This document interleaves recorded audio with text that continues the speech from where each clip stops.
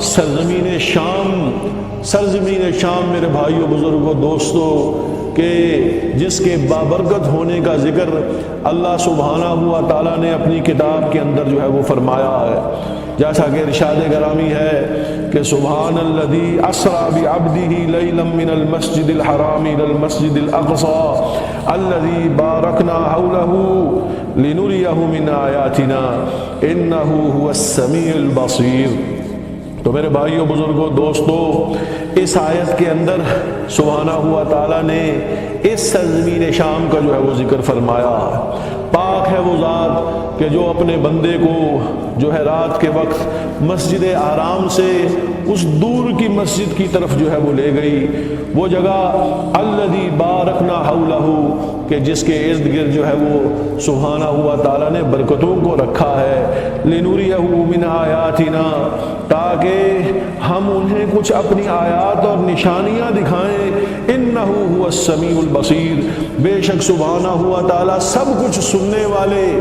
اور سب کچھ دیکھنے والے ہیں، سب کچھ دیکھنے والے ہیں۔ تو اس آیت کریمہ کے اندر جو دور کی مسجد کا ذکر کیا گیا ہے میرے بھائیوں بزرگوں دوستوں، اس سے مراد مسجد اقصیٰ ہے، مسجد اقصیٰ جو فلسطین کے اندر واقع ہے، جبکہ فلسطین بلاد شام ہی کا حصہ ہے۔ یاد رکھیے، جیسا کہ اسلام مخالف قوتوں نے، اسلام کے دشمنوں نے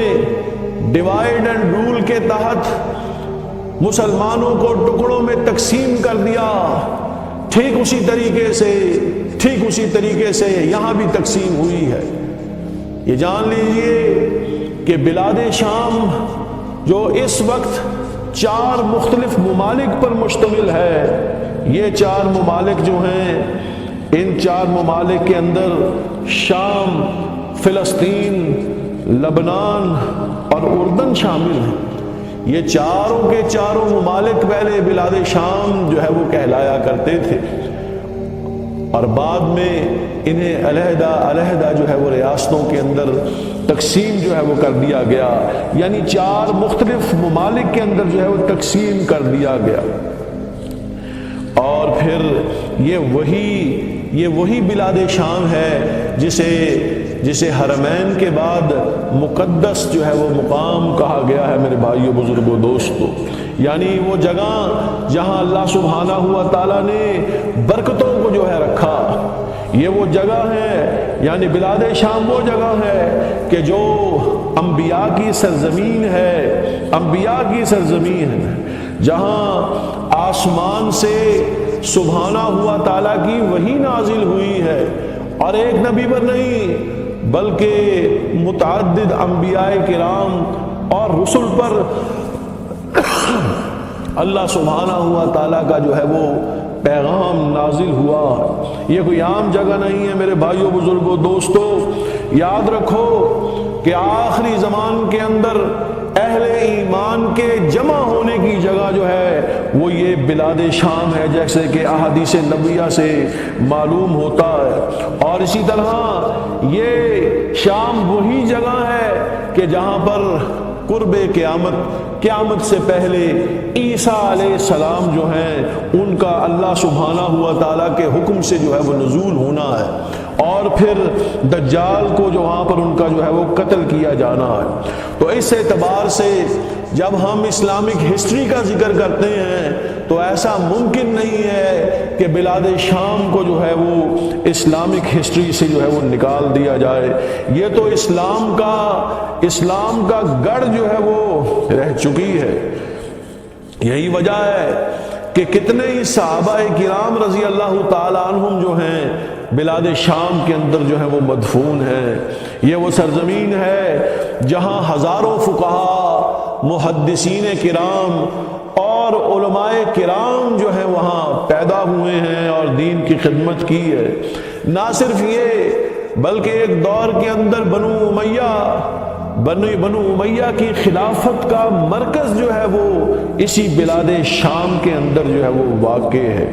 اور پھر یہ بات جان لینے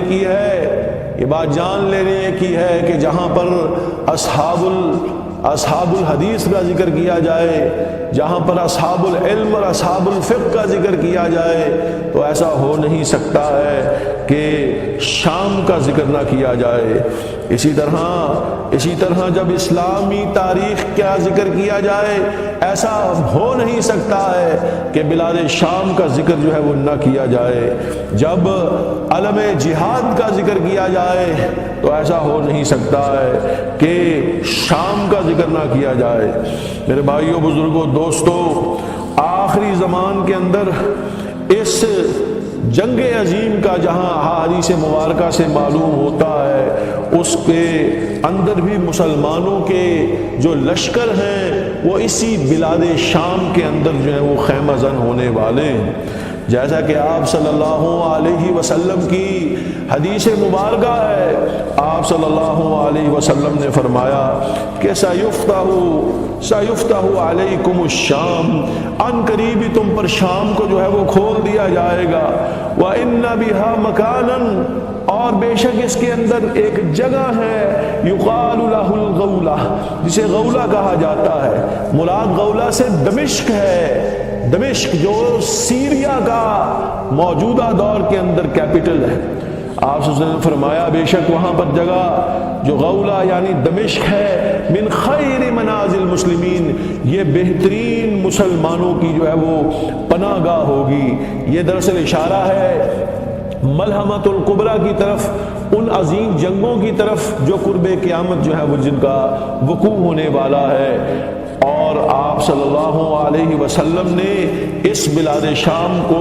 مسلمانوں کی بہترین پناہ گاہ جو ہے وہ قرار دیا ہے۔ ابو ہریرہ رضی اللہ تعالیٰ عنہ کی حدیث ہے، فرماتے ہیں کہ آپ صلی اللہ علیہ وسلم نے فرمایا اذا وقعت الملاحم، جب ملاحم وہ بڑی جنگیں جب شروع ہوں گی، جب ان کا جو ہے وہ آغاز شروع ہو جائے گا، تو بعث اللہ سبحانہ ہوا تعالیٰ جو ہے وہ بھیجیں گے۔ کن کو بھیجیں گے؟ اللہ سبحانہ ہوا تعالیٰ بھیجیں گے، بعث اللہ بعثا من الموالی من دمشق ہم اکرم العرب فرسا واجودہم سلاحا یؤید اللہ بہم الدین۔ جب بڑی بڑی جنگیں جو ہے وہ شروع ہونے لگیں گی تو اللہ سبحانہ ہوا تعالیٰ موالی میں سے ایک لشکر اٹھائیں گے۔ موالی سے مراد عربوں کے آزاد کردہ غلام، یعنی ان کے آزاد کردہ غلاموں کا لشکر اللہ سبحانہ ہوا تعالیٰ جو ہے ان کو اٹھائیں گے، جو عربوں سے زیادہ اچھے شاہ سوار ہوں گے اور ان سے زیادہ بہترین جو ہے وہ اسلحہ رکھنے والے، اس کو سمجھنے والے ہوں گے۔ وہاں سے اللہ سبحانہ ہوا تعالیٰ جو ہے اپنے دین کی، یعنی ان کے ذریعے سے اپنے دین کی جو ہے وہ نصرت فرمائیں گے، مدد فرمائیں گے۔ تو میرے بھائیوں، بزرگوں، دوستوں، ذرا سوچو کہ بیان ہو رہا ہے ان جنگوں کے بارے میں کہ جہاں پر نصرت کی بات ہو رہی ہے، دین کی مدد کی بات ہو رہی ہے، ان لوگوں کی جانب سے کہ جن کا تعلق جو ہے وہ کہاں سے ہوگا؟ یہ وہی لوگ ہیں کہ جن کا تعلق جو ہے شام سے ہوگا، میرے بھائیوں، بزرگوں، دوستوں۔ اور اسی طرح زید بن ثابت رضی اللہ تعالیٰ عنہ جو ہے وہ روایت فرماتے ہیں کہ رسول اللہ صلی اللہ علیہ وسلم نے فرمایا طوبیٰ للشام، طوبیٰ للشام، یعنی آپ صلی اللہ علیہ وسلم نے فرمایا شام کے لیے خوشخبری ہے، شام کے لیے خوشخبری ہے۔ صحابہ نے پوچھا کیا وجہ ہے اللہ کے رسول صلی اللہ علیہ وسلم، ما بال الشام؟ تو آپ صلی اللہ علیہ وسلم نے ارشاد فرمایا کہ الملائکۃ باسطوا اجنحتها علی الشام، کہ بے شک اللہ سبحانہ ہوا تعالیٰ کے جو فرشتے ہیں وہ